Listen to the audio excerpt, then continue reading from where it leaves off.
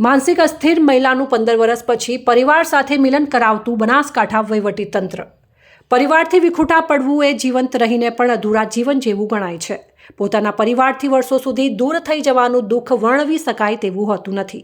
આવી જ એક સંઘર્ષની હૃદયસ્પર્શી કથા છે બિહારના મુઝફ્ફરપુરના બુદ્ધનગરના કિરણબેન સાહનીની। આ બહેન 15 વર્ષ અગાઉ બિહારની ટ્રેન મારફત પોતાના પરિવારથી વિખૂટા પડી ગયા હતા।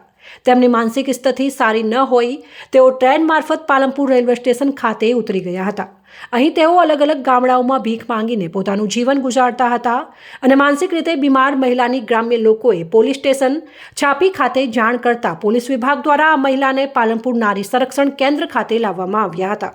આ અંગે નારી સંરક્ષણ કેન્દ્રના મેનેજર નિલોફર દીવાને જણાવ્યું કે આજથી લગભગ 6 મહિના પહેલા કિરણબેનને નારી સંરક્ષણ કેન્દ્ર ખાતે લાવવામાં આવ્યા હતા ત્યારે તેમની હાલત ખરાબ હતી। બનાસકાંઠા જિલ્લા કલેક્ટર મિહિર પટેલની મંજૂરી અને માર્ગદર્શન હેઠળ આજરોજ આ બહેનને પોતાના પરિવાર સાથે મિલન કરાવવા પોલીસ એસ્કોર્ટ વાહન સાથે રવાના કરાયા હતા। નારી સંરક્ષણ કેન્દ્ર પાલનપુર આ ભગીરથ કાર્ય બદલ જિલ્લા કલેક્ટરે તમામ ટીમને અભિનંદન પાઠવ્યા હતા।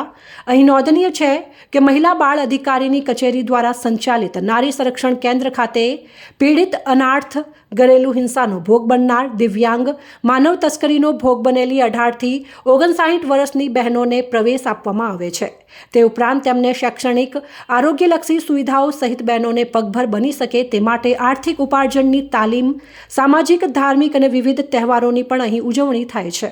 બહેનોનું કાઉન્સેલિંગ કરી તેમના પુનઃસ્થાપન માટે કામગીરી કરાય છે। આજે મહિલા 15 વર્ષ પછી પોતાના ઘરે જઈ રહ્યા છે ત્યારે તેમના પરિવાર માટે દિવાળી જેવો માહોલ બન્યો છે।